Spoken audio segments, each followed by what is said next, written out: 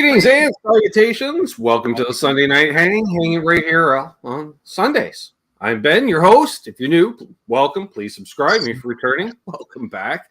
Speaking of welcome and back, one of my good friends here in the whole wide YouTube world, as well as the music world, as well as the three-dimensional real world, even. I do live there. Rob from Tesi Switch. What's up? How's it going? It's going great. We've got a bunch of people joining in. I'll give roll call in a minute. Let them all file in. I know security's tight. You know, there's only a couple entrances into the venue. So it takes a minute for them to all file it. They're all probably still at the bar. That's the thing. Wow. I mean, I don't know why they wouldn't be. It sounds like a great place to be. Nice. Oh, we've got a member milestone message here. Member for 39 months. Holy crap, I've been watching Ben for almost 4 years. That is both amazing and tragic. Yep. I can't disagree with that. I cannot disagree. How long ago was my first show with you? Ooh, good question. Yeah, that is a good question. So do we have any fact checkers in the crowd that want to sleuth that one out? Here's my guess. 2018, like maybe middle of 2018. That's what I'm thinking off the top of my head. Because I started Tesi Switch in like late 16, early 17. Mm-hmm. And it might have been in 17 because I don't think I had been doing this for very long before we connected. I am sad to say it looks like I was doing my channel for a full year before you were on. I don't know how that was possible. I'm just going to see if anyone can do that math with a hint, folks. We'll just see. While we wait on that, I'm going to scroll up to the top to do some roll call here. Yeah, do it. We got Earl. He says, what are we drinking tonight? We are drinking Mexican Coca-Cola with real cane Hola, sugar. ¿cómo está? That's it's all in Spanish, I know. AQ Music 10, Zach Thong in here, Billy Baloney, Terry's 3Gs, moderator to the stars, Hobo Roadie, Mystery 8. Is that Bruce? It is Bruce. What's up, Bruce? Newest channel member, Bruce. Mason Douglas is here. Herb at Fireside Studio. It's great seeing him on the Charles 75N show earlier today. What's up, Charles? He's lurking as well. We got El Barge in here. Who else do we have? We got them all talking to each other. That's fine. That's being social. Michael Krause. My lovely sister Amanda. She says, hey, everyone, my favorite guest is on. Woohoo. That's fun. Jeff. What's up, Jeff Puddester? Wait, I'm someone's favorite? Yep, my sister. Oh, wow. That's amazing. Mm-hmm. Thank you. I assume excluding family members coming on, sis. Or maybe not. I'll bet not. Bird Burfel in the house. I figure by the time I get caught up in the chat, we'll see some answers here. Simon Hosford, the legend himself. He says, that's right, the Monday morning hang for us down in Oz. Josh Tamberg, hope you got that motor installed in the Merc. He started installing a rebuilt flathead V8 into his Merc yesterday during our Water Buffalo meeting. That was quite cool to see. Who else is here? Michael Krause, Dan of New Jersey, Mr. Anderson 59. All right. JP Page 2, who was off jamming yesterday. Mark Taft. What's up, Mark? Callum Music. Mark's Gas Station. Blue Mox. David. Good to see you, David. All talking to each other. No answers yet. There's Blackjack Guitar. Paul P. Man Howland. Great to see you. Haas. Dave Ennis. Brad Guitar Miller in the house. Shade Hope. Michael B. Live. Marsha Murray. Some guy named Tesi Switch. Nope. No idea. Never heard of it. No answers. All right. Well, I looked, and it appears that when I did a search, I'm showing May 19th, 2019. Okay. Wow. All right. So, which would be, we started, because I didn't start the Sunday show right away, but that'd be about a year in until I'm like, well, I can't have an industry heavyweight like Tesi Switch on just yet, Well, no, I mean, I was just starting out. Nobody really even knew. I mean, some people, but not really. I mean, that was probably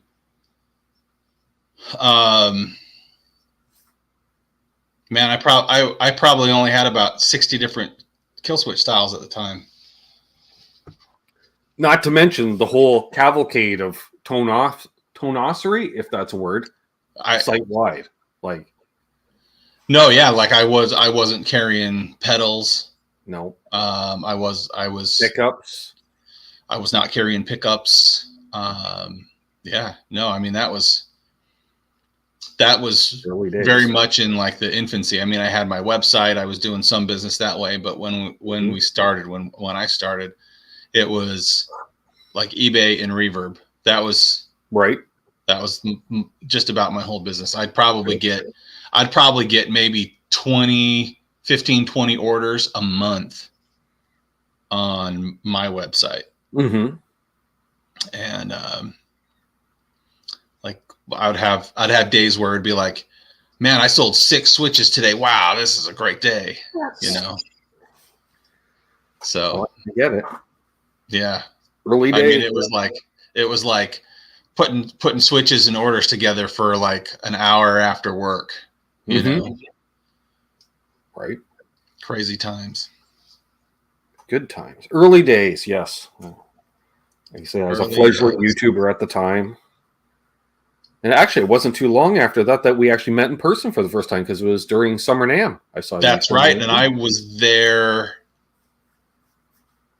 Did we meet when you were here for Summer NAMM? Oh yeah, because I went down when you were at where? Nova Guitars? Yeah, Novo Guitars. Novo Guitars. I went down and hung out with you guys there. I was telling some of the guys that story just the other night. I think it was Bruce who had asked me about that.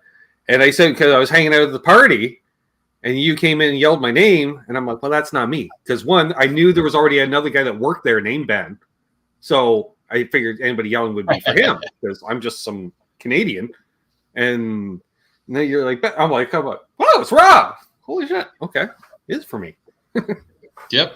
That was a cool place, man. That was a fun cool showroom. Mm-hmm. A lot of tone in that room. Yeah.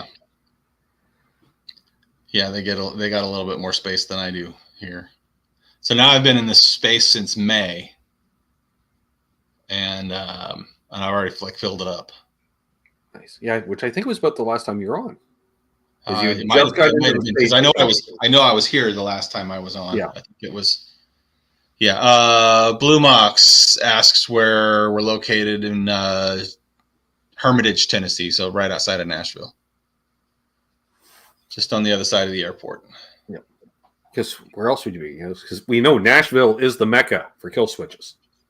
Yeah, it's everywhere. I mean, look, I get surprised a lot by where stuff goes, and you know, there's certain places, like I ship a lot of switches to Texas, right? Which doesn't surprise me because it's a big state and it's got a lot of musicians. It's a big music area. Sure. Obviously California, a lot of musicians there. But just like all over the place, Chicago seems like a lot, Maryland more lately, a ton to Florida. I don't know. I used to keep track. I used to like look at my spreadsheet and like know where everything was shipping to, and like put together like a little analysis of like what countries and like percentage and then what states and kind of try to figure out, you know, should I do more marketing somewhere or whatever. Right. And then it just got to be like more information than I decided I cared about. Sure. It's like too much work. I get it. Information overload. So yeah, it's like one guy putting all this stuff together. And, you know, when I was working for big corporations, a lot of times you'd have to find yourself some busy work, like some extra busy work to kind of make yourself look better. And I was very good at my job and I was very efficient. So I would have to find a lot of extra busy work, and I would do crap like that to kind of figure out you know, Sure. like I'd overanalyze my business. And now, because I'm doing everything, I just don't really have time to overanalyze my business anymore. I barely have time to analyze it. McCollum Music says he's bought 5 in the last 3 years. Nice. That's wonderful. Thank you so much for the support. Yeah. I mean, it means a lot. It means so much to me. You know, it's just, it's amazing that, I mean, I get people that are, you know, I see their names pop up on my order screen over and over and over, and it's just amazing to me. Like, when are you gonna run out of guitars to put these on? And then I kind of know, because they stop ordering or they don't order for a long time. Nice. But yeah, I mean, and then I got guys that are, you know, hitting up their friends, or, you know, guys that have shops and they're doing installs, and then, yep. I've done a few. You've done a few, yeah, for yourself and for others. Yeah. Who else do we have in here? I saw a bunch of people. John Corey's Garden, Fruitcake Tony, Guitar Man 45, Bonkers, awesome. 51 of y'all. Make sure to hit that like if you don't mind. Helps algorithms. So are you? Well, this was you are you contract with EVH and any other manufacturer for kill switches? I'm trying to decide how much of this I should share, but I guess, all right. So, well, I suppose they advertise the fact that they use your switch. It's definitely public knowledge, right? Do they advertise it? I don't know. That's what I'm asking. Like, if a company, you know, it's like, hey, here's my. I guess just by asking that question, Tesi Switch, it should, you know, because the way I see it, you know, like, that's what I want to see. I don't like to see licensed Floyd Rose. I want to see actual. Yeah. Stuff like that, you know. So if they're gonna put the kill switch in and it's one of yours, they should. Why wouldn't you? All right. So my last real job was for a company called MIRC, and they're located in Franklin, Tennessee, and it stands for Musical Instrument Reclamation Corporation. What they do is they get warranty return guitars from major manufacturers. Mm-hmm. And they get, I guess now they're getting, when I was there, it was like we'd get a pallet of we'd get a truckload of Squire stuff every 3 or 4 months or something. Sure. I guess now their arrangement with Fender Corporation is that they get basically everything across all the brands. So when I was there, it was like mostly Squire. Every once in a while, there'd be like a Korean or an Indonesian EVH. There'd be, you know, once in a while a Jackson. You'd get like over the course of the year, like 5 Mexican tellies, you know, but that was like the best you could hope for. So now I guess they just get everything Gretsch and Fender USA, Fender Japan, under Fender, the everything, all the EVH stuff. And I went down there to visit them a couple weeks ago, and they were like, dude, we see your name on all this stuff. I'm like, what are you talking about? Like, yeah, we see Tesi Switch on all the EVH stuff that comes in. I'm like, oh, that's cool. So basically what happened is I don't sell directly to Fender. Fender likes to buy their parts from a common supplier that can just, basically everything that they need, they just place it with one supplier, and they've got a good supplier they've been working with for dozens of years. Makes sense. Yeah. And I have sold to that company once in a while, starting, I think maybe my first order to them was somewhere, actually, I think it wasn't long after I started, because I had a friend that was helping me with trying to get sales accounts, and he had arranged an order to go to them for like 150 or 80. I can't remember. This would have been in 2017 probably. Since then, they'd come up every year and a half, 2 years with, or, you know, year and a half with a decent sized order. And then I'd never know where they went. It's not really any of my business when a customer buys switches. Whatever they do with them, I guess, is their deal. But then a guy from that supplier called me up or emailed me and said, "Hey, we want to add your stuff to our catalog. Plus, we have a big OEM customer that is going to have a constant need for them." And he didn't tell me who it was, but there's only so many companies that could, right? Consume that many switches. Or that's what I'm thinking. I'm like, yeah, beyond who else would it be? So I did a couple of orders, and then and that were decent size, and he kept running out, both fulfilling his OEM orders and also customer orders, because having them and dealer orders, because they also sell to dealers. And then the next thing you know, like, I had just shipped a big order, and he called me, or I can't remember I'll say he called me, but it could have been an email. Just so for future, from this point on, if I say call, it could have been an email. So he says, "Hey man, Fender just ordered another 1,000 switches. How soon can you deliver them?" And so I already kind of knew, obviously, but that's when it was confirmed for me. So I would say any of the EVH or Jackson stuff that has that red switch in it for the especially that specific switch of all things too, right? And it's so iconic for that guitar. For that brand, it's like, why would you put a different switch in? And as an OEM, it makes sense. If they can source out a place, it's one less headache for them. That, I can get a big red arcade button, boom, awesome. Whatever. Right. And by the way, I've sent a couple of batches of samples, and they just requested more for one of the bigger Indonesian factories. That they make guitars for a lot of different companies, but I want to say specifically, this might have been a Jackson guitar that they're building samples of, that they want an arcade button in. And if I'm not mistaken, it might be a Chris Adler signature. Okay. So we'll see how that goes. I've sent him a couple of switches directly, maybe a year and a half ago. And he's like, "Hey, I'm trying to figure out what I'm going to put in my signature guitar." And then, these things take time, so it is what it is. My sister says it was really a fax. They contacted you. What's that? My sister said it was really a fax. That's how they contact you, by fax. Yeah, they're sending me smoke signals. They got a guy bicycle missions are showing up with a handwritten translation of a telegraph. Perfect. Yeah. Terry 3Gs says Tom Morello's guitar has a Tesi switch in it. It might.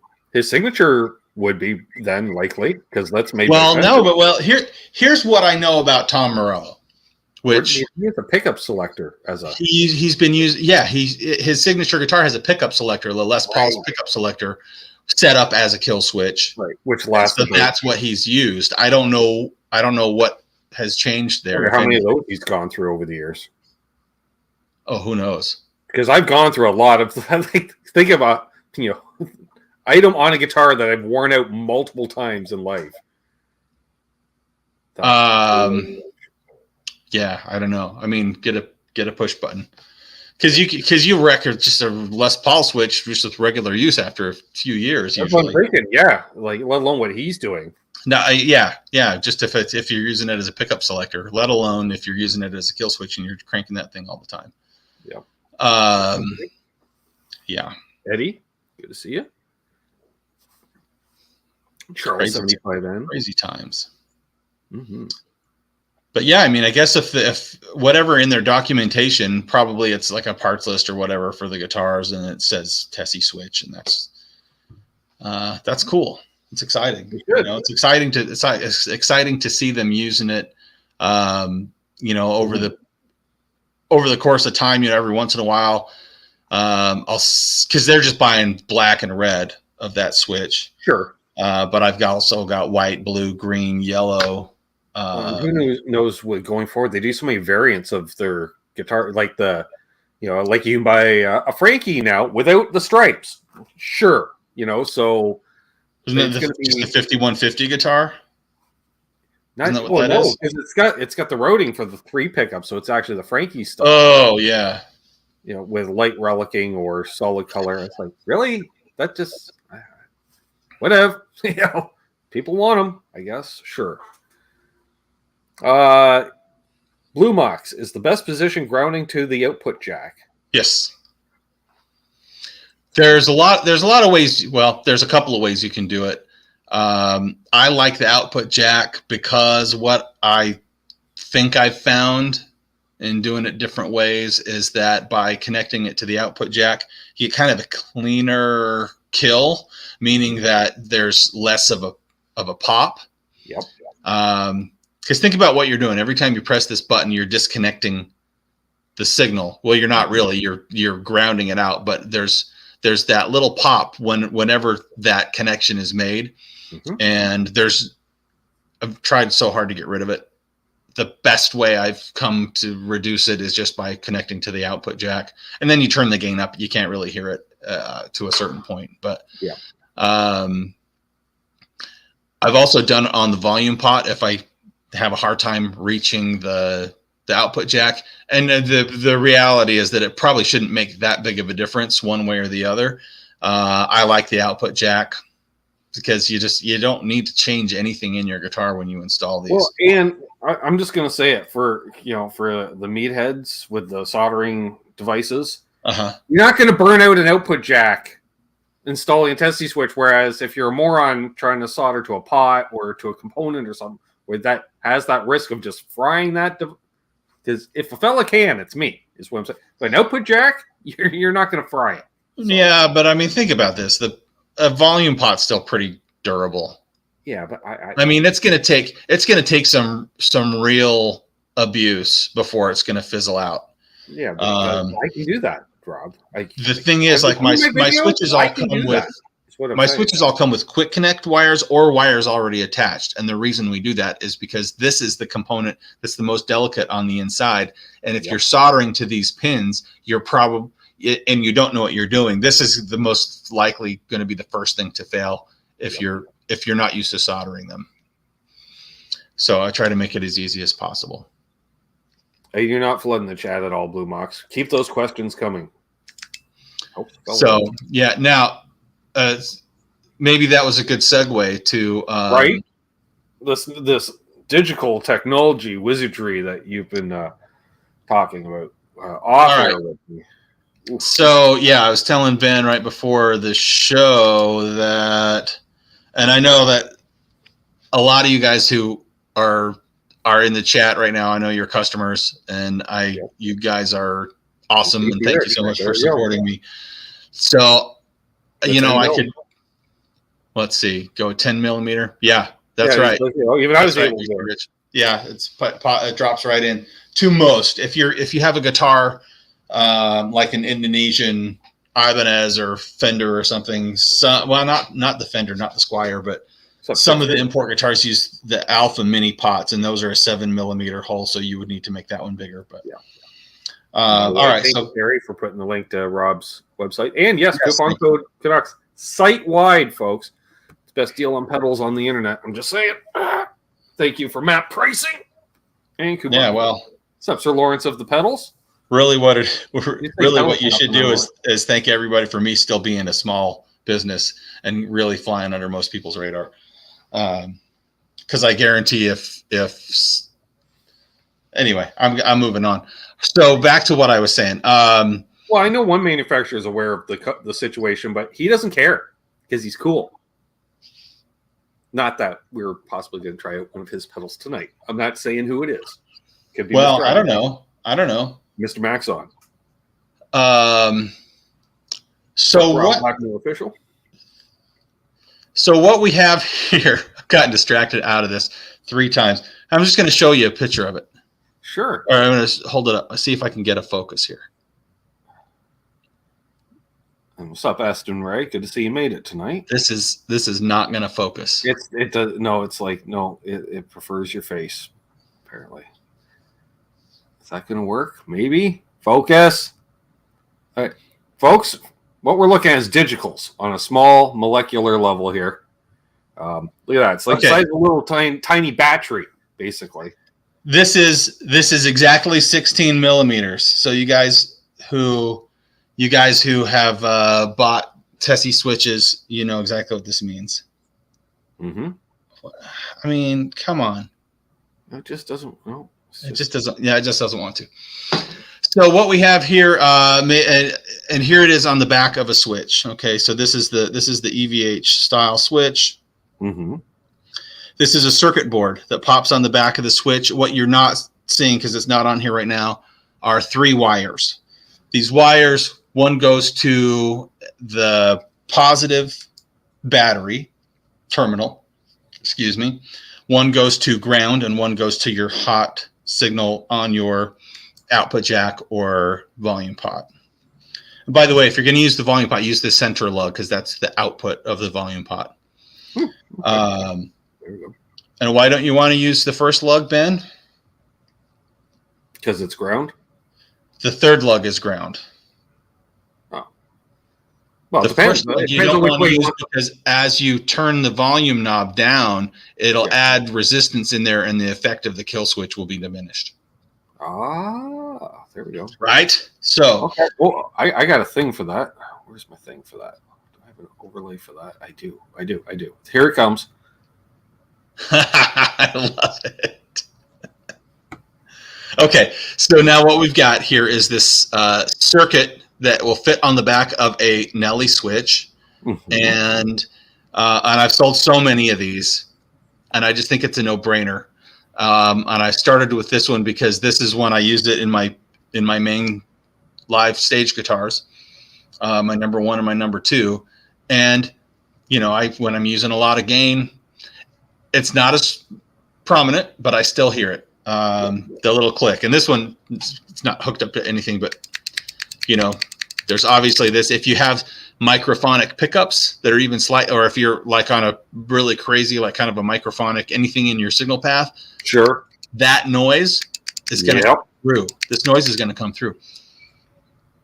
In addition to the click that the little pop that the kill switch makes. Sure. So with this, it works in a way that completely eliminates the pop completely. At any gain, totally clean, any volume, doesn't matter. You press the kill switch, and it just kills the signal. It doesn't make a pop. It doesn't make any other noise. It just kills the signal. Nice. Works for me. I like that. But it does require power. Yes, it does. It does require power. You have to have a 9-volt battery hooked up to it. Now, the draw of this circuit is so tiny. I've been using not this factory version, but I've been using a handmade version of it in my guitar since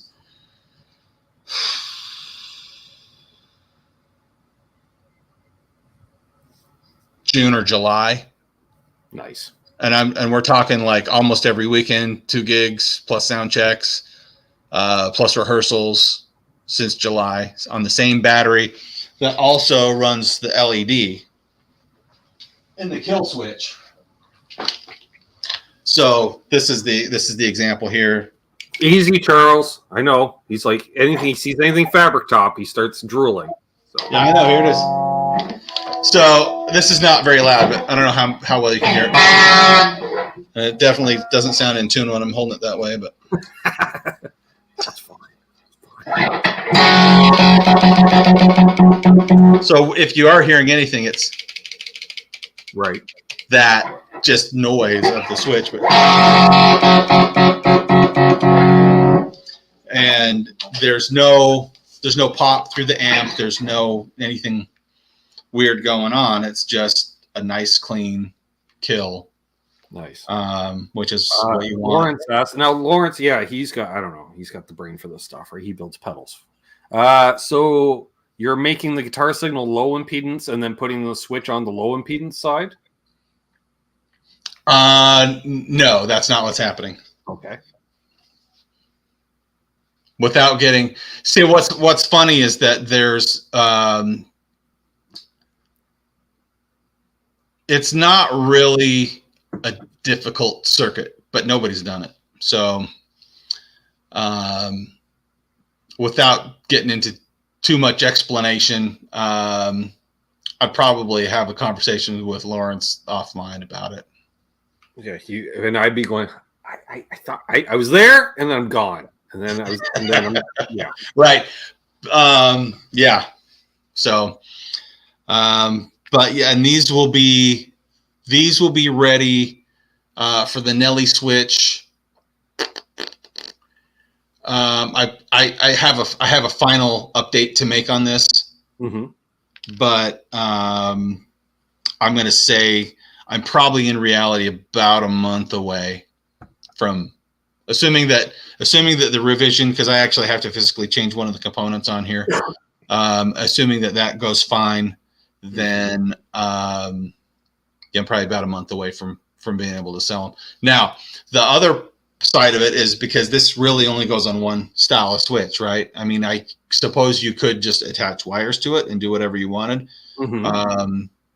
But I'm going to have a very similarly sized circuit board that actually has solderless terminals. So you just stick your wire in and screw it down.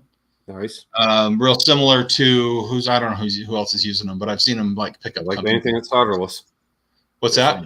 I like anything that's solderless. Yeah. And it'll have, everything marked on there, and you can just, add it to any kill switch anywhere, and it'll be similar. I mean, they'll sell for $17 to $20. Nice. So nice. Earl, he had a question for me before the show even started, and I forgot until just now. Earl, he had asked, Pete Thorne had Bumblefoot on today, an hour or so of chat, and he wanted to know what my takeaway was from that. I'm not into that level of playing because, frankly, it just freaks me out as much as it scares me. The level of playing he plays at. But what a cool dude! I could sit and talk with that guy for hours. Like he seemed like a really cool cat. I really dug that conversation. So on that, and he asked, I'm trying to remember how or when it was, but I met him somewhere, and he was the coolest dude. And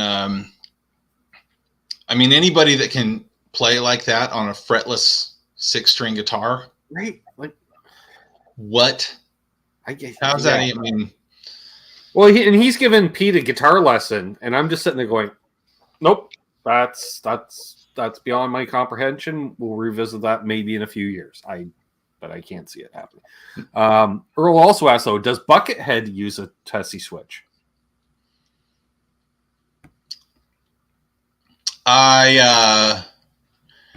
I know that signature guitar came out before I started my company.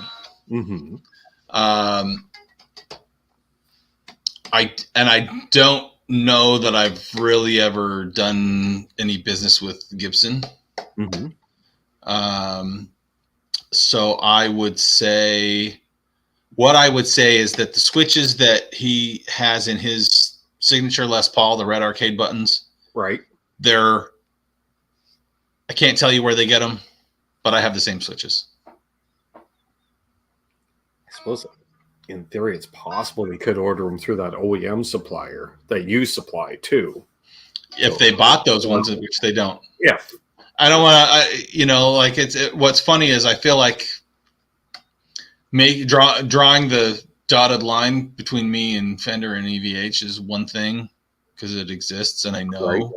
But I don't have any way to do that with the Buckethead with the Gibson or Epiphone stuff. Sure. Let's see here. Eddie Fay asks, is there a volume pot with a low profile stem so you could use a beer bottle cap as a knob and have it near flush with the body for a low profile?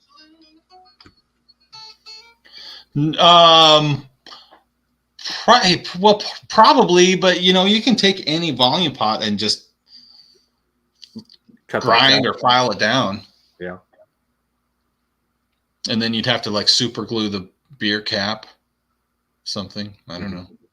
Yeah, I'm not aware of any at the time. I know some are longer than others, but well, the length, the length above where it mounts would be fair. I mean, yes, there is some minor differences, but it's fairly uniform. Where the length difference usually exists is in the shaft of the right. Yeah, like how many threads are on it.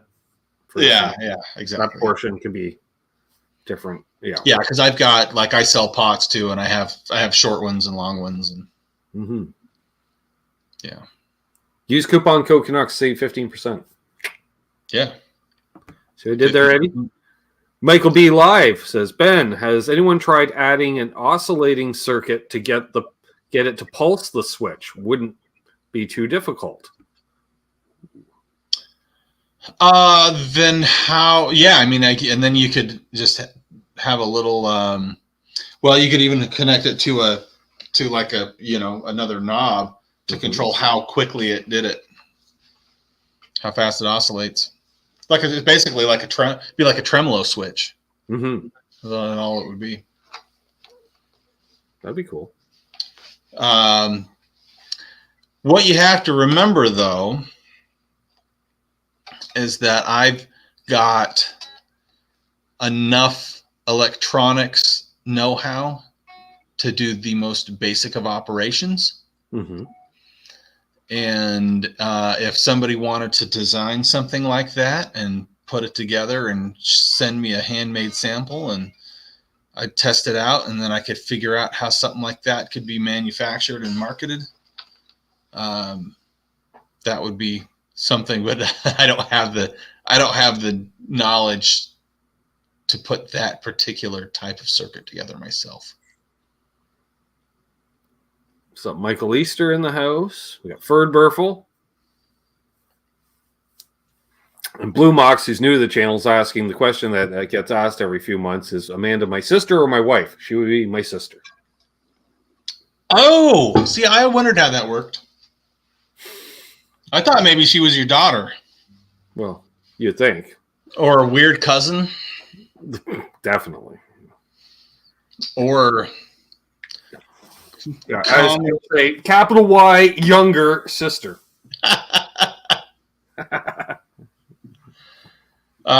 She's also Ben's attorney and bail bondsman. Exactly. BC. Oh, that's hilarious. When was the last time she had to bail you out, man? In what way? When doesn't right. See that's the question, isn't it? Right? Yeah. She's bailing me out all the time. Every day, Rob, every day. As a channel member, BC Rich knows that. Mm-hmm. Good times. Good times. Oh, are you able to connect a kill switch directly to the pickups to engage them like Gilmore does?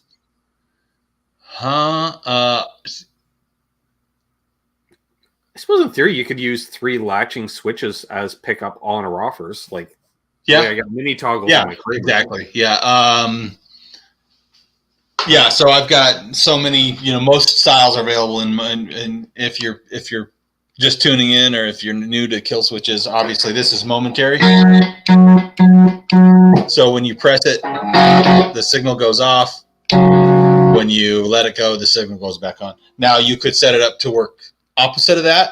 Mm-hmm. I have a circuit that I wouldn't say I designed it. I just basically you connect your momentary switch to a toggle switch, a DPDT. Basically, you reverse the way this works, in the sense that where it's off when you're not pressing it, and then when you press it, it comes on. The signal comes through. If you're looking at using a latching switch, so that when you press it, it stays on, you'd have to have a separate one for each pickup. But yes, in fact, I've got a guy who builds these really amazing basses in the UK called Alpha Instruments. Mm-hmm. And he uses latching switches as pickup selectors for some of the basses that he makes. That'd be cool. I mean, they're so cool looking. Like, his body styles are unique, really like sleek looking guitars. Yeah, very cool. Down with that. Do you remember, Ben, and this would have been like late 80s, maybe early 90s. And it would have been like one of those dudes in the very back, like almost like the classified section of guitar magazines, you know, back where they're selling like 1/8 of a page ads. Oh, yeah. And it was the Star Switch. Remember the Star Switch? Yes. And it was a Strat selector switch, and it was basically like this long, like that shape, like long, thin with 5 wide buttons on it that lit up. And that was there were push buttons, and there were your pickup selectors. Yes, I do remember that. Yeah, I'm like, that is so 80s. I just remember thinking that is so 80s. But ironically, earlier this year, and it's almost ready to ship. I haven't seen them in the chat yet tonight, but a guitar was built for me out in California, and he normally does one. It's a hardtail Strat, 1 volume, 1 tone. And he's like, I don't have the correct pick guard that only has the 2 holes. I'm like, I already got plans for that first hole. You just keep that volume right away, because it's normally in the way for me on a Strat. You know, I was just like, yeah, we got plans for that hole. And so, yeah. If anybody's curious, like, what's the biggest regret that people have when putting in a kill switch? It's not that they put it in, it's that they put it in a place that they can't reach it. Yep. How many of you install it thinking, oh yeah, you'll get around to painting your control cover at some point, and it's been years, and the plain metal has now got a nice patina. Oh yeah, that's one of Brad's. Yeah.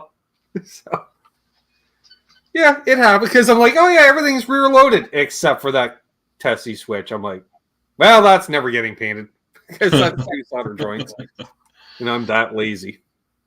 So I have friend. Oh yeah, here's a perfect example. FU Tone, Adam at FU Tone.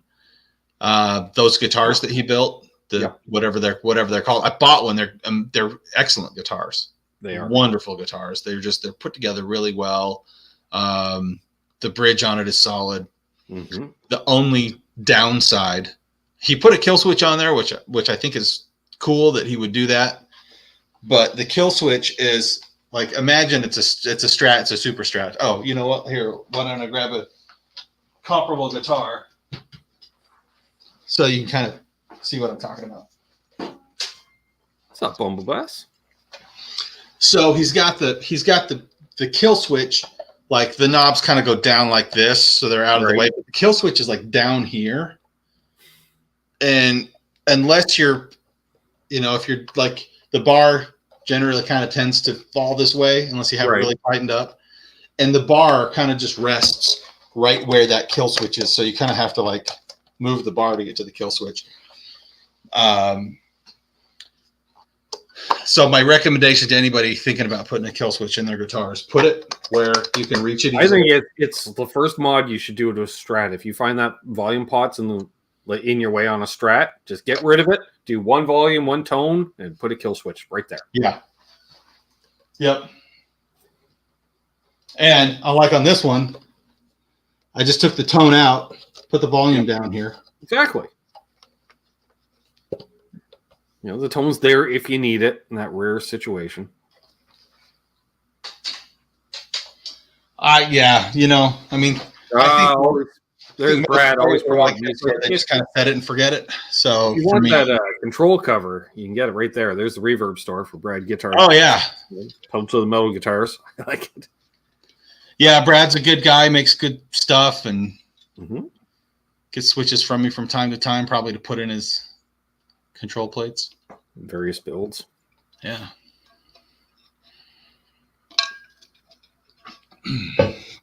Another one of those like just cool people I've met through being associated with you and some of the other guys online. Mm-hmm. It's very let's see. Michael Easter asks, what's up, Michael, by the way? Rob, who are some new artists we should check out that use a kill switch effectively or creatively? Or both? Michael, I would say the last the last really cool use that I heard on a recording, and I'm sure he does it live too, but that Jack White album that came out, what, a year and a half ago? Okay. I mean, it's called Fear of the Dawn. Mm-hmm. Fantastic record. Kill Switch use all over it.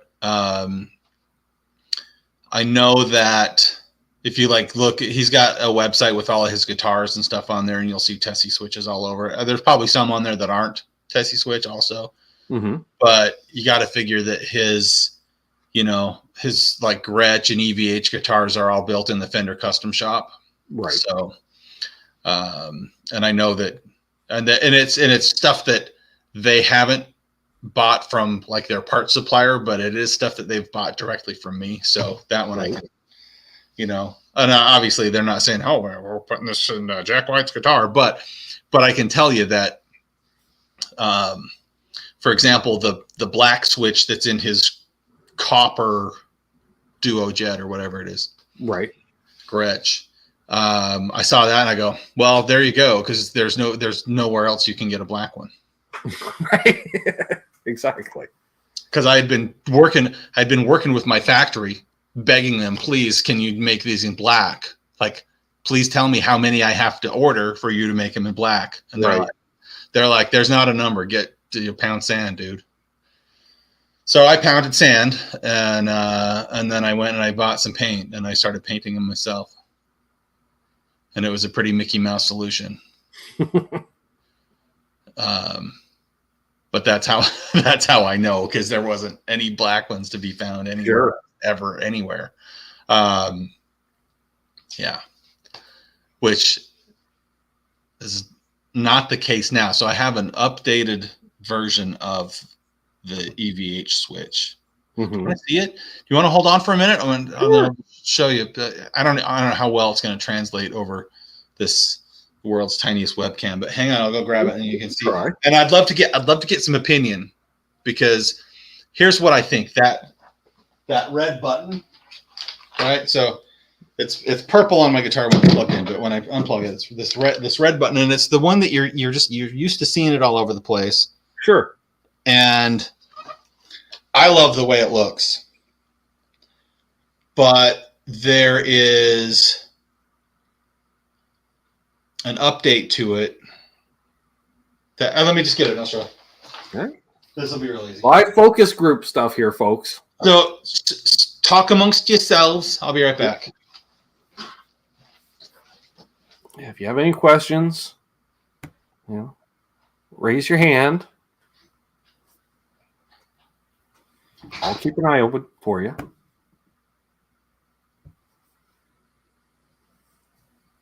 What's up, Patty? Good to see you.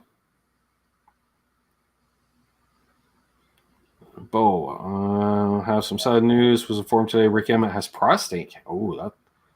Hopefully they caught it early.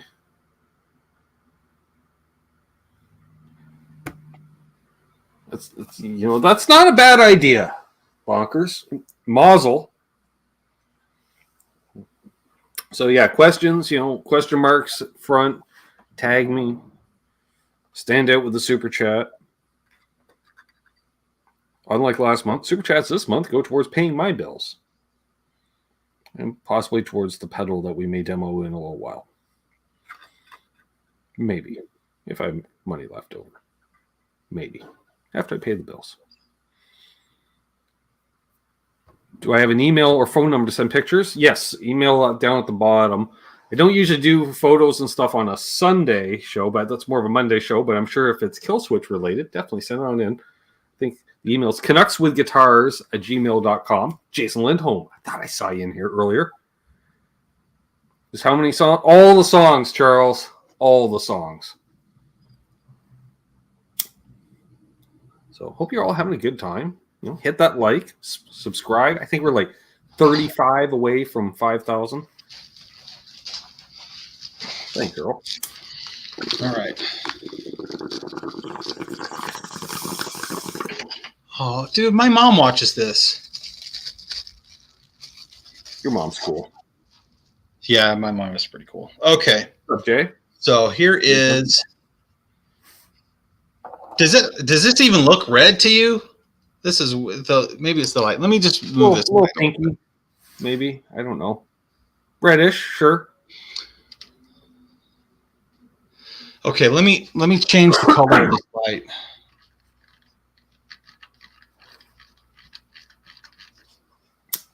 See if this helps.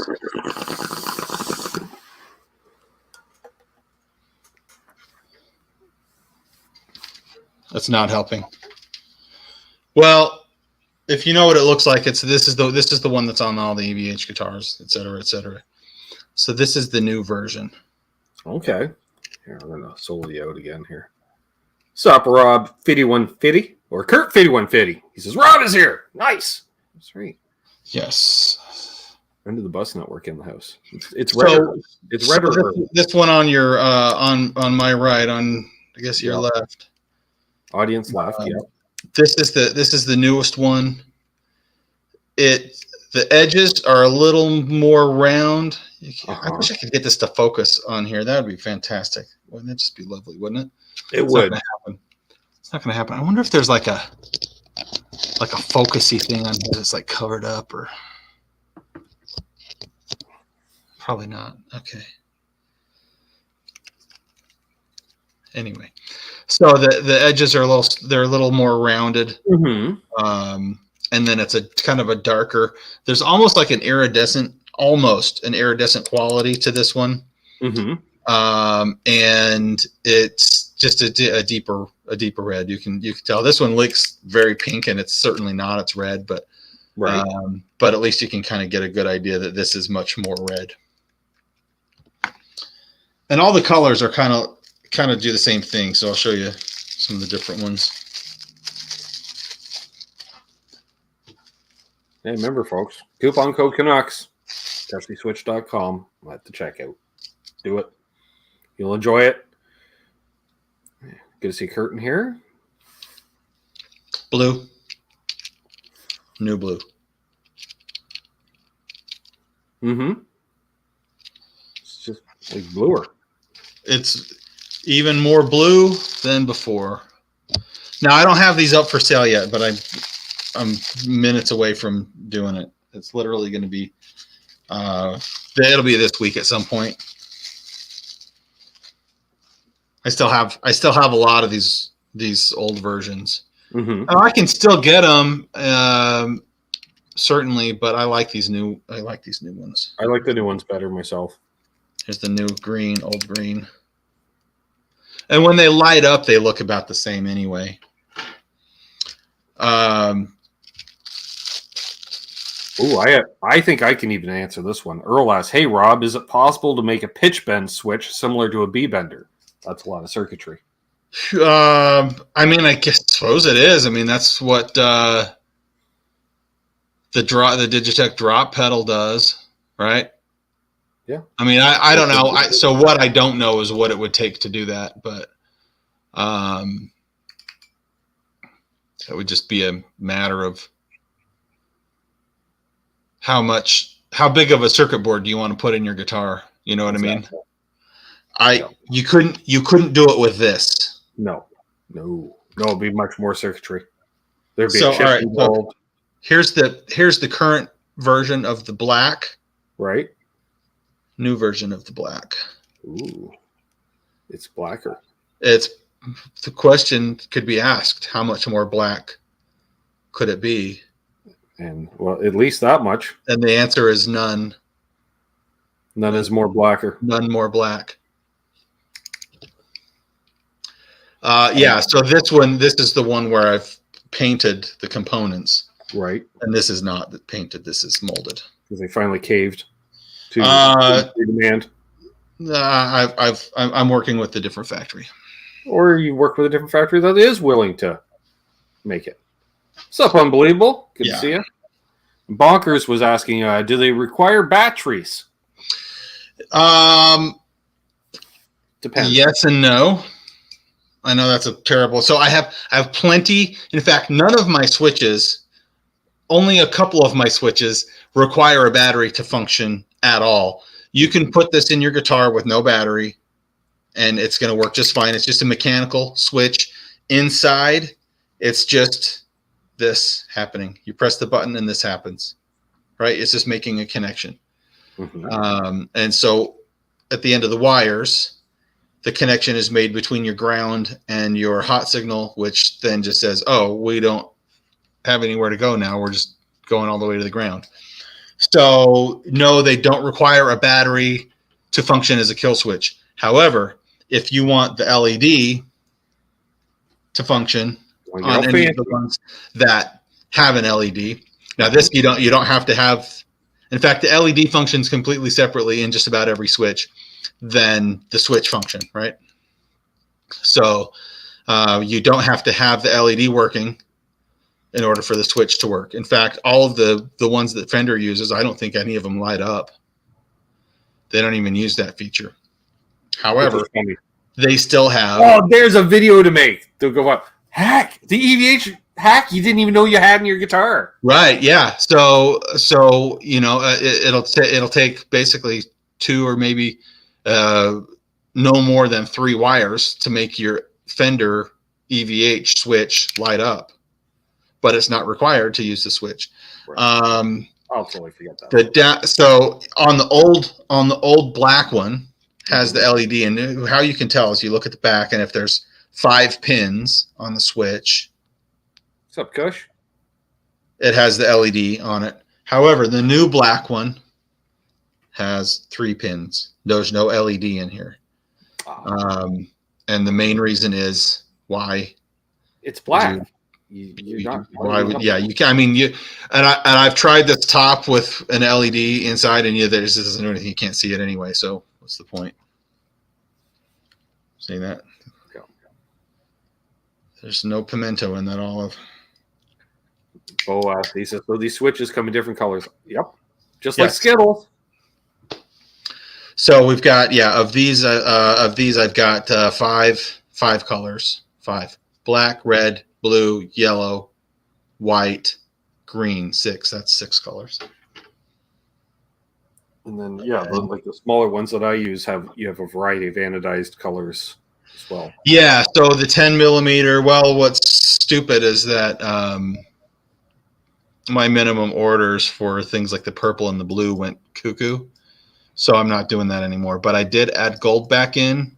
Mm-hmm. It just doesn't match guitar hardware. It's just an anodized gold. It's almost like more on the orange side. Mm-hmm. Which I really, really, really wanted them to just plate them gold. Right. Like guitar hardware. Yep. And they wouldn't. And it kind of didn't matter. I told them like however many I need to order, and they're like, "Yeah, no, we're not doing it. Go pound sand." Right. Different. I work with probably about 5 or 6 different factories. So here's the fun little thing about this circuit. You can kind of see that there's a spots, and we just get in there. Boop. Snaps into place. Boom. And then you'd solder it on. And like I say, there's 3 wires that'll come out of it. Those will be attached before you buy it. But I'm so happy with this, and I'm really happy with the initial renderings that I've received of the one with the solderless terminals on. It's cool, man. It's the dumbest thing in the world to get excited about. But I get so excited. Blue Mox is asking, when are you coming out with a switch that does multicolor? Or do you already have something? Oh, yeah. Well, that's a great question. That is an interesting question. I have switches that are... It's basically a multi-function, multicolor switch. So it's a switch that has kind of 2 levels of click to it. Mm-hmm. You can use it as a momentary switch, and then you just click it a little harder, and it latches. Right. But when you click it, it'll have there's 2 versions. I have red and green or red and blue. So when you click it, when the signal's on, it's green, and when you press it, it's red. So when you've got it latched, it's red. That's cool. Or the green is replaced with the blue if you get the other version. Mm-hmm. So I've got those, and those are really cool. I have had, but I stopped making them because just nobody was buying them. But it's the same. It's like one of those metal LED switches with like the LED ring in it. Right. And it has our red, green, and blue LEDs in there, which you could switch using a toggle switch, like a 5-way selector, like a Strat Super Switch or some other. So yeah, I was selling those for quite a while, but just nobody cared. Or very few people. I mean, I actually might have a couple right now because I had a customer not too long ago make a special request, and it's somebody who buys a lot of switches, so I was happy to accommodate them. So I don't know, I might have a couple of them right now. The other one that I have is the arcade button, and it's called Spark. And I think I just sold my last one, but that's another one where it's like it's so complex of a wiring, and that switch has to be powered in order for it to work properly at all.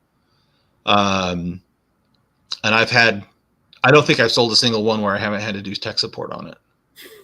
But it's also like it's like $40. I'm just loud because you had to do tech support with me on me installing one of those ones. No, you can't. You don't even know. So check this out. But I realized too was mine didn't want to work until I actually mounted, like, I think it's something I had it free of. I hadn't mounted to the plate yet, so it wasn't completing the circuit. So imagine a white arcade button, right? Yeah. That when you plug your guitar in, it lights up. There's internal LEDs, and then and you've got to connect it to a toggle switch so that when you switch it, the internal LEDs change color.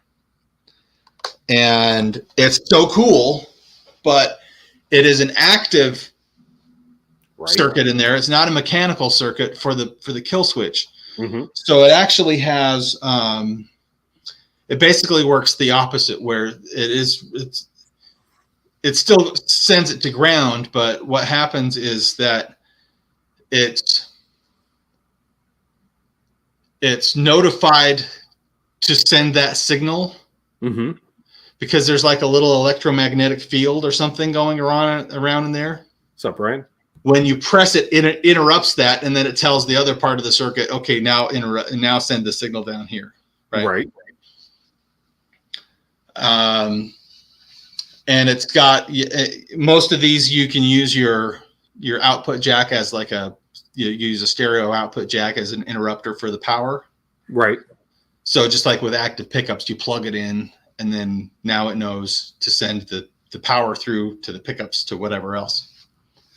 Well, in this one, with this special arcade button, you could do that.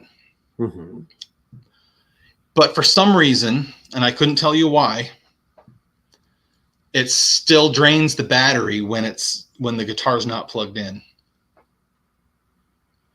So the way we got around that was we just included a dual rocker switch that would disconnect the hot coming from the switch and the power coming from the battery both. Anyway, this is a huge explanation to say that if I've sold 20 of them, which is probably about accurate, 17 of them have generated a phone call or an email or both saying, man, I can't get this thing to work. But there's one guy in British Columbia, and I think we've talked about him. I don't know I think the last time I might have brought him up that you said you didn't know who it was, but Vigilant Guitars, British Columbia. And he builds these really cool, and I mean, he's not building a lot of guitars, but he builds these really awesome things. So he put one of these arcade buttons in a guitar and actually put connected the LEDs to like a potentiometer on the back. Okay. And it goes between like red and blue. And you can like stop it to be, anywhere amongst that spectrum. But like there's a video on his Instagram where he plugs it in and Cool. Yeah, he never called me. He's like probably the only one who never called me about that switch. Okay. Yeah, Boner James in the house. We got Ryan OU812 in the house. What's up, Boner Jams? Nice. Man, a lot of questions, a lot of good questions tonight. Yes. Seems like more than usual. I see a lot of new names too. That's pretty cool. Mm-hmm. Rob Blackmore says, "Hey Ben, did you see DJ Ashba's new guitar? DJ has a bird inlay that lights up red. I did not see that, but that's cool.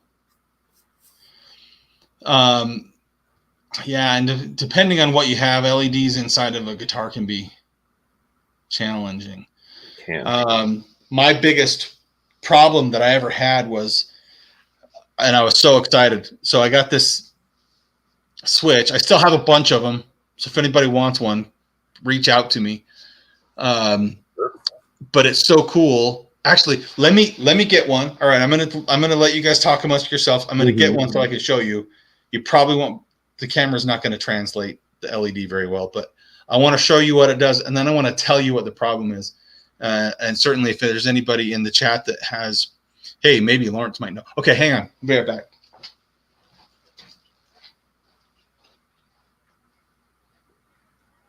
Downloading photos apparently from Brad Guitar Miller. Oh yeah, there you are.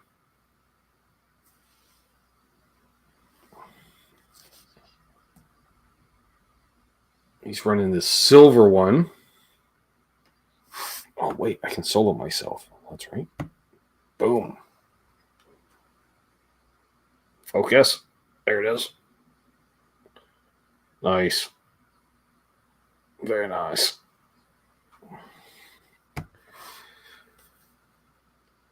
Bo, they're building a guitar rack for me that can hold 20 top and 20 bottom. 2 units changes being made. Oh, I like that.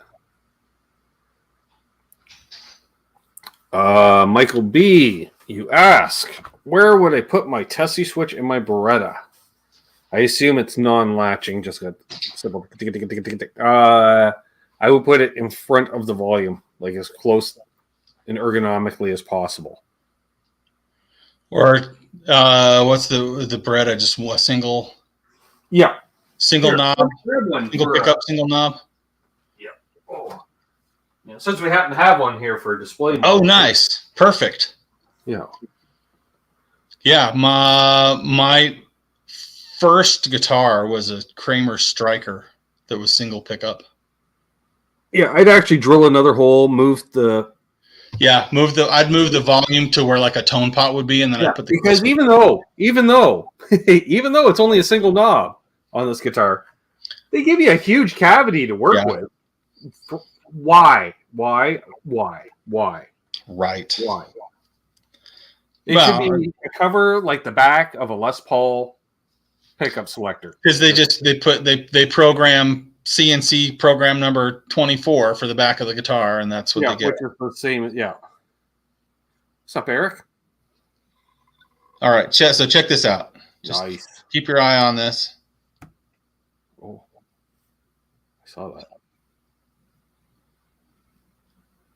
Ooh. So this automatically cycles between the red, the green, and the blue LEDs that are inside of it. That's cool. Trying it. Yeah, it's very cool. I would put this in every single one of my guitars. The problem is that when you have LEDs that cycle like this, you get this high-pitched whine through your guitar signal. Huh. Only during the transition periods. Does that make sense? So only when you've got two of the LEDs kind of like cycling from one to the other. So like that little cross, and it goes every time. I wish I knew how to have it not do that. I've tried so many things. I've tried shielding the switch. I've tried shielding all the other wires. But what's interesting, check this out. The kill switch, obviously, the kill switch kills the signal, fine. Right. But you still can hear that whine while you're pressing the button. Wow. So it has nothing to do with the guitar signal. It's not coming through the pickups. It's not coming through your pot. It's not coming through. It's just sending this weird RF electromagnetic frequency through to the cable. I don't know. I mean, what if I hold it by my microphone here? It's because I can't physically hear it.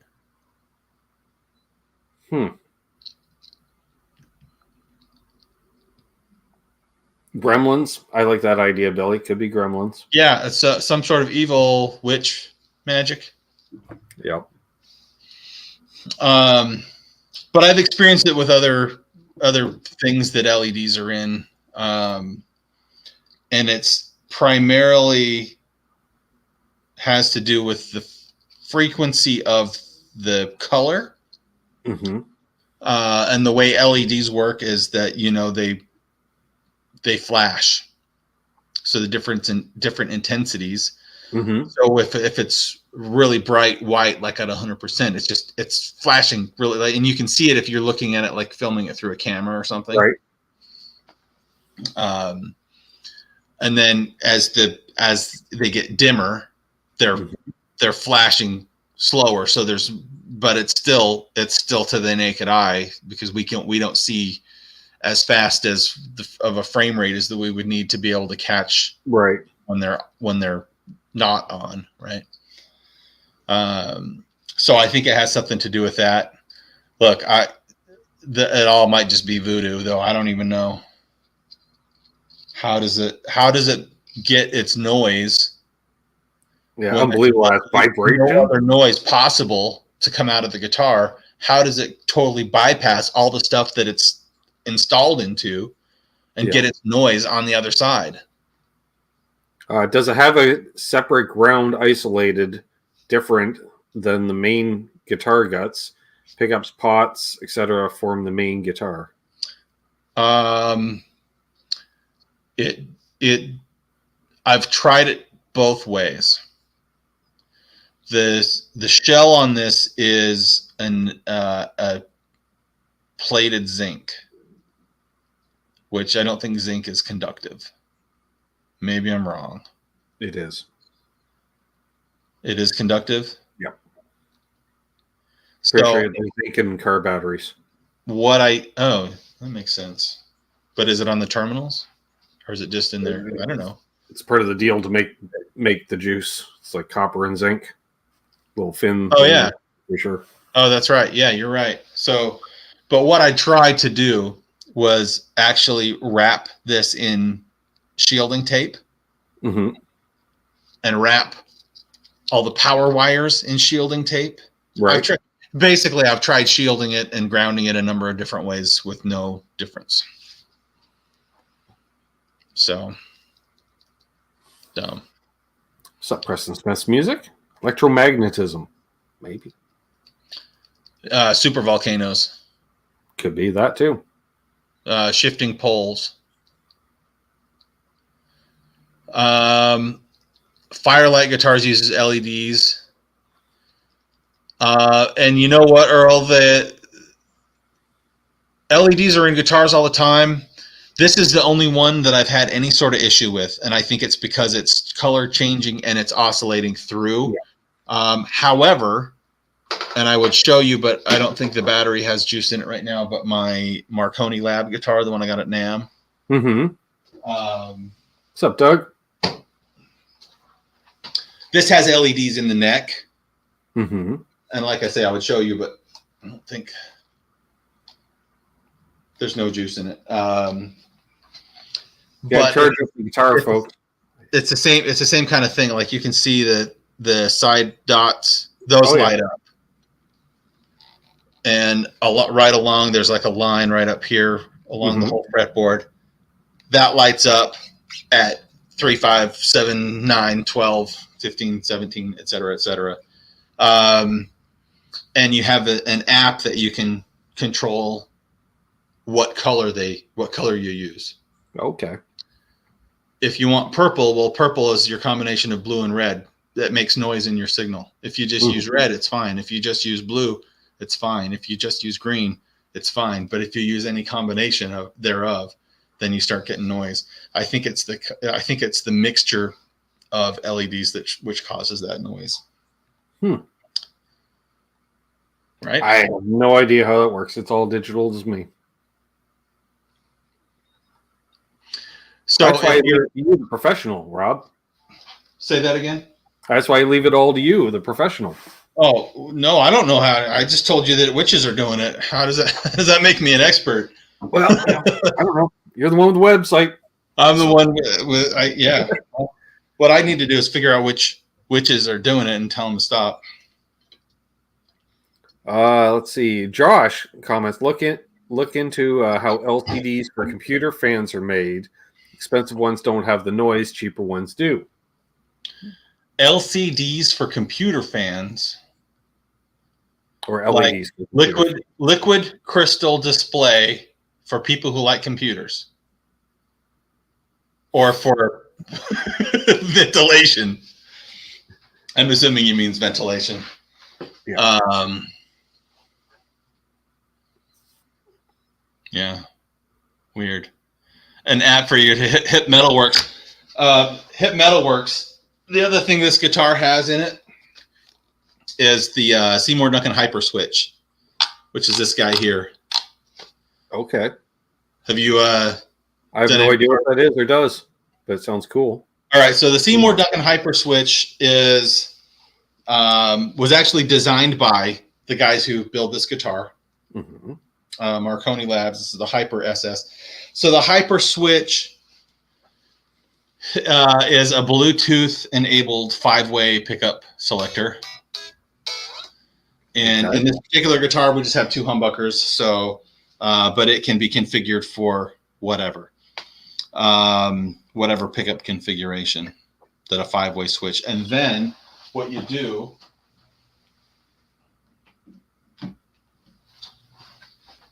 is you turn on the switch, and the way you turn it, it automatically shuts itself off. So the way you turn it on is just by going back and forth a couple times to activate it. And then you've got the Hyper Switch app. Dun, dun, dun, dun, dun, the Hyper Switch app. Going to skip the sign up. Okay, and then it says, do you want to connect? Yes, I want to connect. So I just keep my phone nearby the guitar. Oh, it failed to connect. Let's retry. I've never heard of a switch doing this, but sure. Oh, you've seen nothing. You don't even have any idea what's about to happen, Ben. So by my math, Josh, you're doing the brakes on the Merc. Okay. Yay.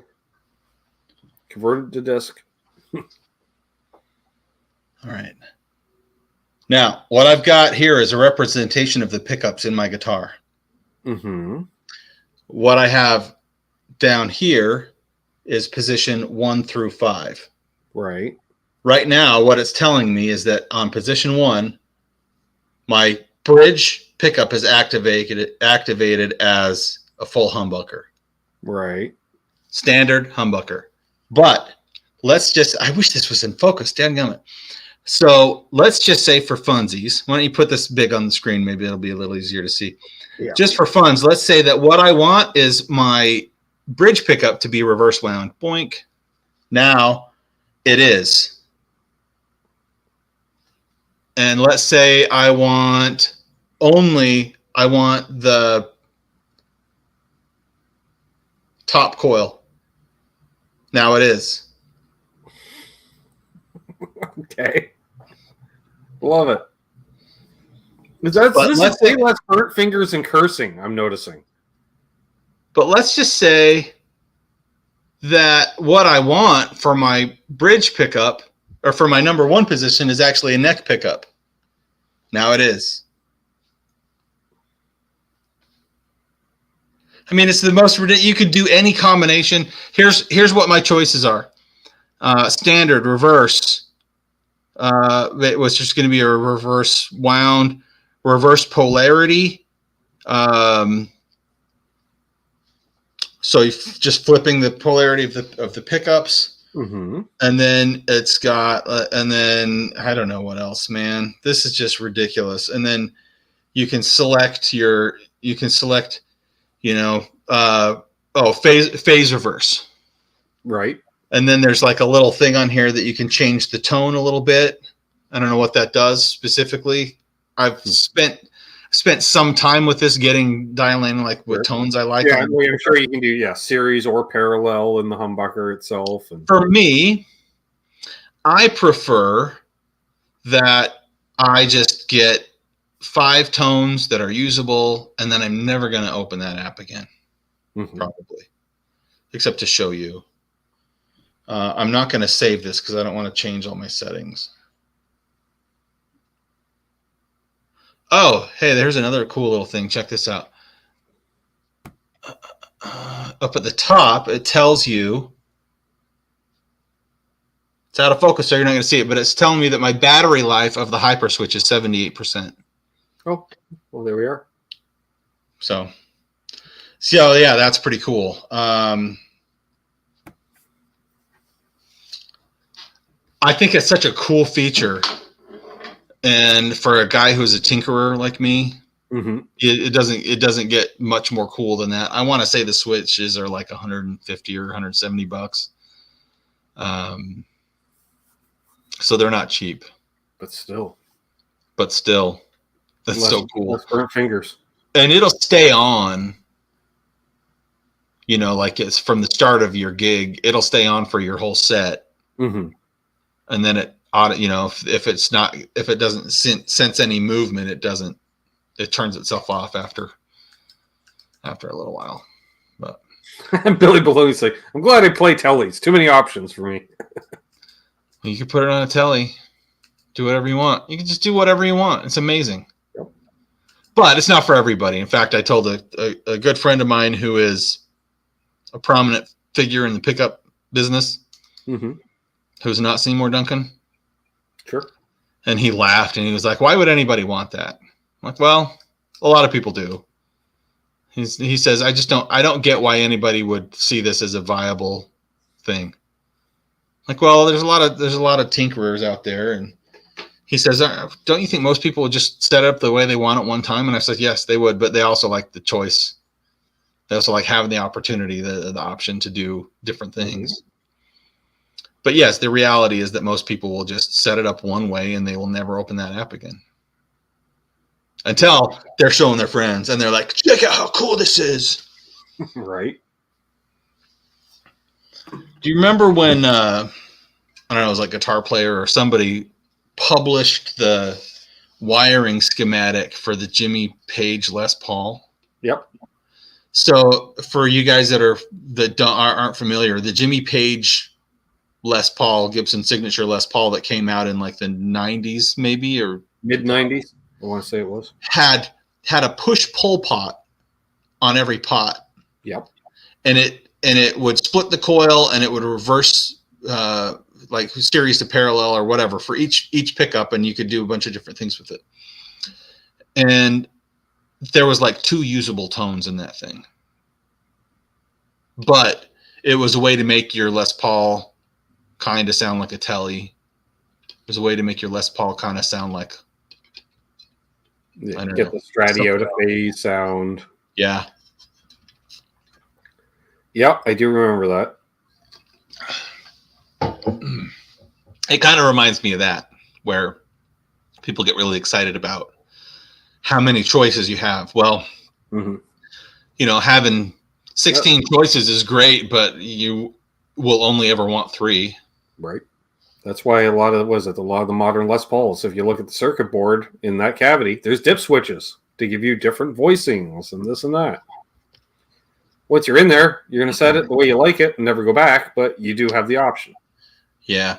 I feel like so many companies, and you know what? I try so hard not to do this, but it's just adding a ridiculous choice just so that there's some other choice. Mm-hmm. Like we have 31 flavors of ice cream, but I wanted to add a 32nd one, so I made it out of gravy. Exactly. Right? No one's ever going to want to do that, but they do it anyway. But now I have 32. But now I've got 32.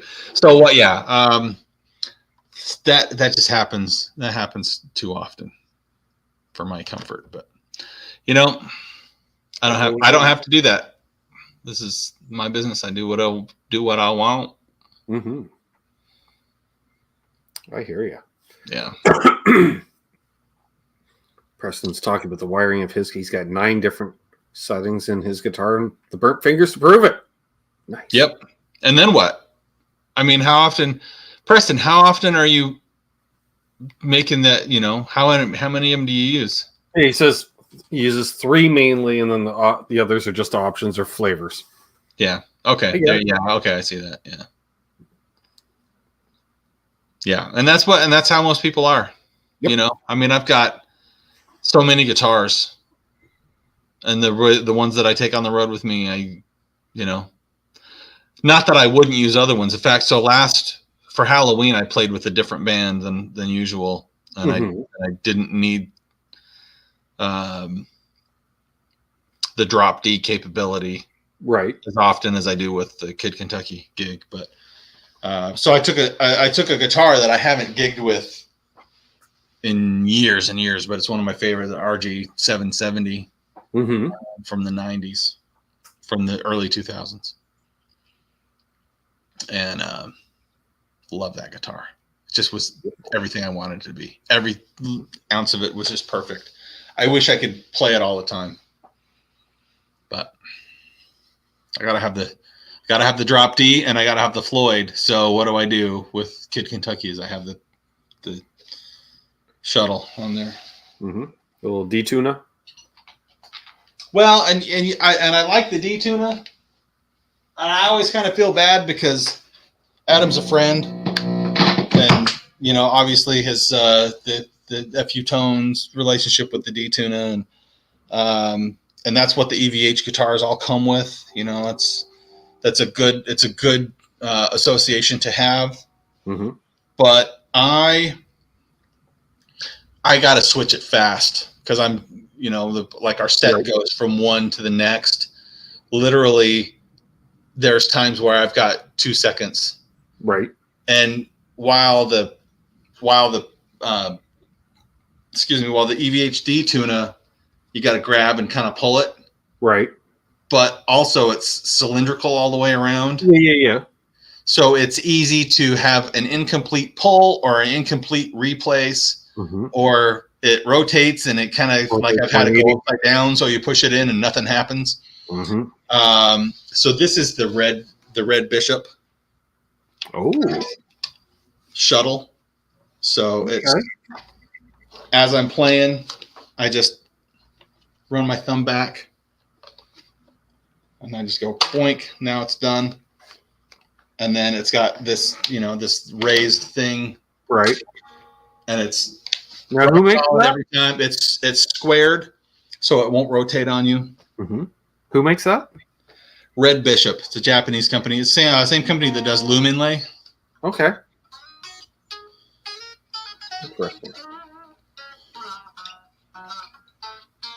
Interesting. And yeah, I mean, I still have the EVH on a couple of the guitars. Mm-hmm. I like them. They're fantastic. I was almost thinking it almost looked hip shot-esque. I mean, I don't know. But it's for me, it's the best solution on a tremolo guitar. Mm-hmm. With a locking nut. Right. Because the challenge is you've got to stabilize it somehow so that the change in tension doesn't knock all your other strings out of tune. And Adam will even tell you, if you have a decked Floyd, still put a trem stop of some kind in, even on a decked Floyd. So, just saying, folks, for you EVH owners out there. Yeah, and I've got this stabilizer in here that seems to work in this guitar, and I can still pull my trem back a little bit, which I never really do anyway. But and then I've got 4 springs in it of varying tensions for no other reason than that was what I was grabbing when I was putting springs in there. But my Charvel, that white one that I was holding up with the clear pick guard, got a similar situation going back there, same stabilizer, but I can't seem to get that thing to react the same way, and I've been adjusting it and adjusting it and adjusting it, and I don't know what to do. Which is too bad because that guitar is just a shred machine. And like far more than most of my other guitars. Like the way that guitar plays make this one feel like a bunch of Play-Doh, right? With some yarn attached. And that says something because Wolfgangs are pretty shreddy. Yeah, yeah, it is. It is shreddy. Tell you what, my shreddiest guitar is probably that one right there. That can you see it? That Steinberger. Oh yes. And it's a 91 GM3 hum single, whatever that one is. Okay. Cool. But it's graphite neck, and it's like when it's set up just right, it's ridiculous how smooth it feels and plays. Right. I don't know. It's not even fair. Nice. Let's see. Do we have any other questions in here, folks? Again, man, we'll probably be wrapping things up soon.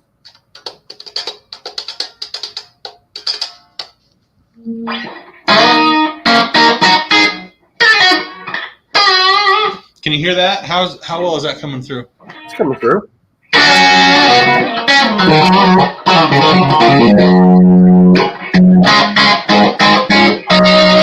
That's the Keeley Noble Screamer. Ah, yes.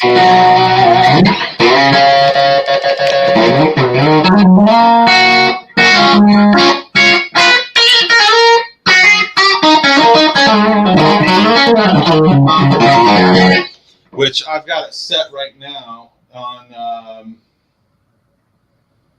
everything at 12 o'clock, and it's just set on the TS setting, the tube screamer. Right. So I would probably never use that setting. What's that? I'd probably never use that setting. No, here's the one you'd use, Ben. Let's see.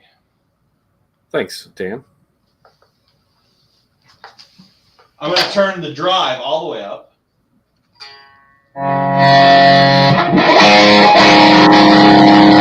Turn the tone up to about 2 o'clock.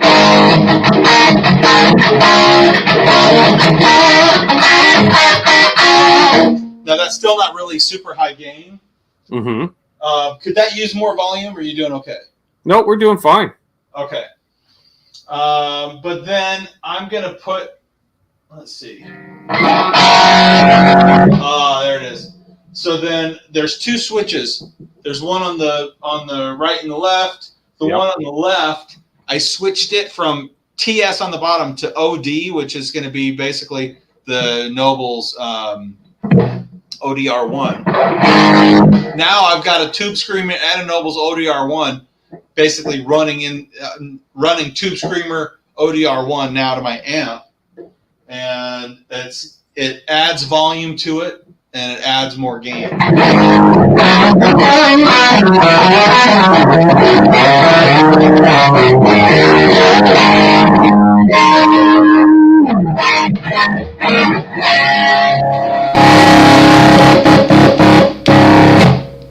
How well is that coming through? I disabled your echo cancellation, so great. You disabled what? Echo cancellation. Oh, well, I've only got the one. Anyway, Okay. Then if we just have full, this is the setting where it's all the ODR one.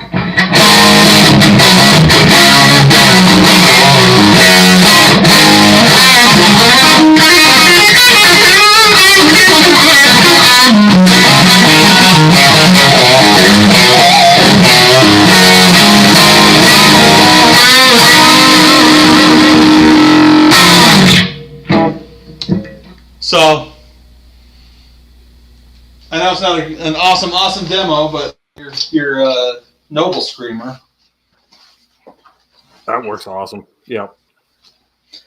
And yeah, you know, both of those pedal. No, there's not a phaser on it. So if you were getting Earl, if you were getting any phase, kind of coming through, that was Ben switching the cancellation. Yeah, there's some great demos online of that pedal, and I might do. I probably should do like an Instagram, like a little Instagram demo.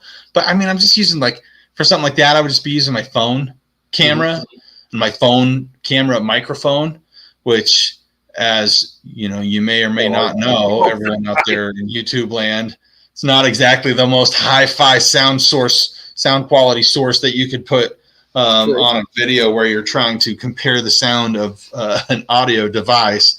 So I still do it. Yeah, I know we all do, and what I think as a society we might be to the point now where maybe we just kind of know what to expect from a cell phone video through headphones or through the world. Yeah, you look like your ear automatically compensate. We can say, okay, I know how crummy this sounds on my phone, but I know what this sounds like, so I can make a good comparison in my head of what my expectation should be when I get this thing out of the box and put it into my real ears. Yeah. Exactly. Guess that's what we do. Yeah. Good times. Thank you, sis. Put your Instagram account up there as well. Oh, that's nice. Yeah, I got a lot of dumb things up there. No, good things. I sometimes I post something dumb, but usually it's all about kill switches. Nice. Oh, so you're let me just go back a little bit. It's quite a bit, but you were asking me earlier about what players, right? So, and I mentioned Jack White.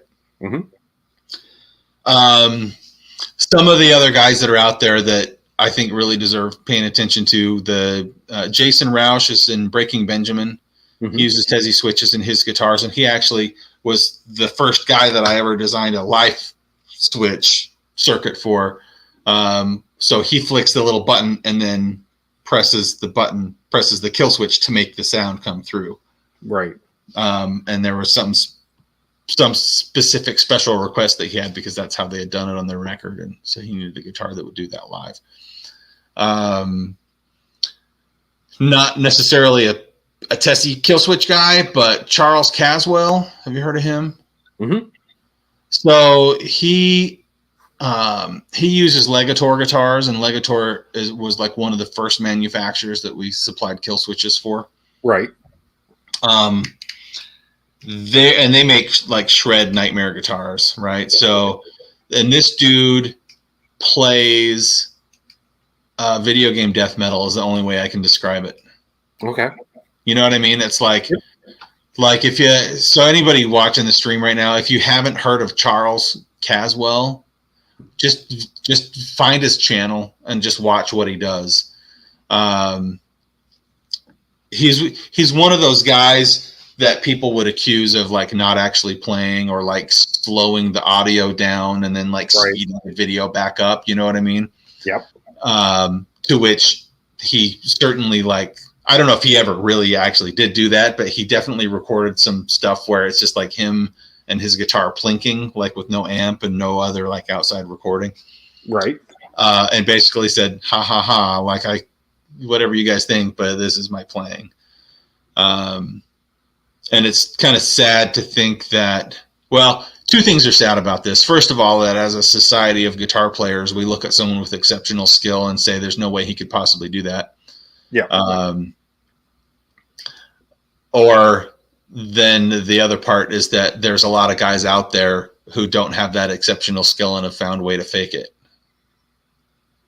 Right? Yep. So those are the two sad things about that. That's my profound statement of the day. Charles Caswell, his band, if you will, I think it's just him and his wife, and then he does all the recording and programming and whatnot. But it's called Buried, Berried, Buried Alive, and everything is like some sort of fruit pun. Nice. But it's like good music, and it's really really great. And the guy uses a kill switch all over the place, and I think he's got them maybe wired up to do a couple of different things in different guitars. I don't know, but really creative playing. Like you think about the guys who have really like come up with a new way to play the guitar, and there's not a whole lot of those guys, right? But like when Jimi Hendrix picked up the guitar, suddenly this is a new way. He wasn't just playing blues. I mean, he was, but he wasn't just playing blues. Exactly. Eddie Van Halen picked up the guitar and started doing things that nobody had ever seen. And I think Charles Caswell, and I don't know, I can't tell you if he's pioneering the way he's playing, or if he's just being able to copy what someone else has done in a really good way. But what I really enjoy about it is that it's this fantastic guitar player. Obviously, I like that he uses kill switches in more than just a way of just going, like he does really intricate rhythmic tapping stuff and integrates it in a way that I don't think anybody else really does. But it's lovely to hear someone with incredible skill that can play in a way that doesn't sound like a Steve Vai or a Paul Gilbert clone or an Eddie Van Halen clone or John Petrucci clone, Joe Satriani. I mean, these guys who in my mind were kind of like the last guitar heroes. Right. And then the other guy who's just, I mean, I don't know how old he is, but he's not 30 yet for sure. He might be like 24, 25. Tim Henson. Tim's a phenomenal player. That kid is just ridiculous. Yeah. And I don't think he's using a kill switch. But John 5, obviously. Sure. Those John 5 Ghost tellies that came out that have the red buttons. Yep. Those are cool. Manteo Mancuso, finger picking. Is there Manteo Mancuso? Is he electric but like a finger picker? I'm not sure. Or is he like a classical player? Yeah, I'm not familiar. Like Richie Kotzen is another one of those guys where you just look at the skill that he's got. It's ridiculous. And then he sings, and then he doesn't use a pick. He's never used a pick. Yeah, it was he used to use a pick, and then he got bored playing the parts with a pick, so he just gave up on the pick to challenge himself to play his back catalog without a pick. It's like, who does that? Who does that? Yeah, well, you never, if you can play well without a pick, you never are looking for one. Yeah, or the fact, and I'm just going to shred all night on a Telecaster. Right. Yeah. Well, being in Nashville, you see a lot of guys shredding on a Telecaster. Well, there's that. Like nobody. If you're selling a Telecaster in Nashville, you won't have it very long. Someone's going to buy it. Right. That's true. I mean, I've never seen. And look, I don't. It's not that I don't like Telecasters. Yeah. It's hard for me to pick one up and think, oh man, yes, I want every one of my songs that I play to sound like this. I feel like it's like a very specific. It's like a Starhead wrench. You know what I mean? Yep. It's like it's got its usefulness, but only in very specific situations that I don't necessarily find myself in a whole lot of times. So, yeah. A lot of tellies around here. And I actually have, if anybody's looking for a telly, let me know. I've got a couple for sale. There you go. I've got a few already. I'm good. I have a Fender Koa telly. Oh, don't tell me that. I don't have that. I know. You want to see it? Yes. I got it right here. Yes. Oh, come on.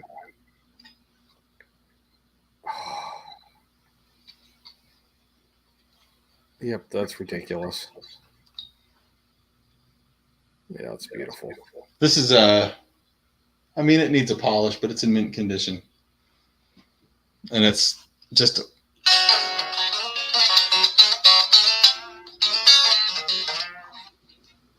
I don't know. The string, it needs new strings, definitely. These strings, I'm going to get tetanus. Just looking at it, probably. Because, I mean, their guys will call me up and they'll say, hey, I got, 7 pedals. And I'll say, okay, I'll buy your 7 pedals. And then say, I happen to have this guitar. You want to buy this guitar? Like, are you getting into guitars? And I would always say no, because what do I need more guitars for? And I didn't really have space. And then I move into this building, and now I've got so much more space. And so the last few guys that are like, hey, I got a couple of guitars. Like one guy that like every 6 months he calls me up and sells me like 10 pedals, right? And like weird pedals, stuff that you've never heard of, but like fantastic, like cool, like weird fuzz circuits. Mm-hmm. And this last time he called me up, he says, hey man, I've got like 4 guitars and an amp. I'm like, well, I don't know if I want the amp, but let me take a look at the guitars. And so I bought that telly, got a Japanese ESP Horizon 2. Ooh. Sup, Keith? I feel like there was more guitars that I got from that guy, but I can't see him, and I don't know. I don't remember. Maybe that was just those 2. Anyway. Nice. Yeah. So I end up with guitars. I get it. Yeah, man. Ben never saw a telly he didn't like. Is that true? Pretty much. Ben loves every telly. Pretty much. Except for I don't like thin lines with the wide range humbuckers. I don't like them. Oh, you don't like those? No, because I think those. I think I like the look more than I like the actual sound. Yes. Does that make sense? Yes. I'd rip out those pickups and put some whatever, anything. Because like you get a cool like pearl pick guard on there, yep. And the pickups these nice big like and the like cool with the chrome cover and the big like Fender F on there, and I think they look really cool. I love the look of those, and they got the binding around the top. You get one with like a sunburst or something. They look really cool, but yeah, I don't like the way they sound. No. I just put some high output humbuckers in them and be good to go. Turn it into a metal guitar. Yeah, well, my number 1 telly, that's a made in Mexico, and those pickups put out just as much as Wolfgang pickups. They're like 15K output. Are they the stock pickups? Yep. Wow. Blacktop pickups. Wow, really? Yep. I got to see this. Show me. Oh, okay. All right. Yeah, 1 black bobbin, 1 chrome bobbin. And those are stock with the black and the chrome? Yeah, and it's the only time I've ever seen the black and the chrome. I've never seen that before. I guess I need to go to Guitar Center more. No, they're either zebra or double black. I've only, but zebra being like a cream black combo or something. But I've never seen it with the chrome. It's the only time. Yeah, I've never seen that with the chrome. How do you tame a single coil noise on a telly? You don't. That's part of the beauty of a telly. That 60 cycle hum. Yeah, you put it in the middle position. Or you put it in the middle. Or you run a noise gate. Oh, you know what I did is I put EMGs in my telly when I wanted. Because it was bad. Like I still have it, but now it's all in parts. A Japanese telly, like 50s telly, right? So it's got like the big V neck on it. And it came in 2 colors, like a seafoam green and a butterscotch, and I bought the seafoam green. And this would have been in like 96 or whatever I bought it. Mm-hmm. and the pickup, the bridge pickup, which is what I was using. It was the only electric guitar I had at the time, so I was gigging with it. Sure. Every weekend. And it was just so noisy, man. It was bad. And we were playing in bars with a lot of neon lights and stuff at the time. That'll do it. But yeah, there you go. Telly with EMGs. Yeah. That was the way I solved it. Unfucking believable. Is the telly up on the Tesi Switch site? I don't sell used stuff on my website. And I don't have so stuff like that I put up on Reverb. Yeah. But if you're interested, contact me through the website. The other guitar, the other telly that I have right now, and it's in my warehouse in a box, so I can't show it to you. But I will tell you what it is. And it's a Fender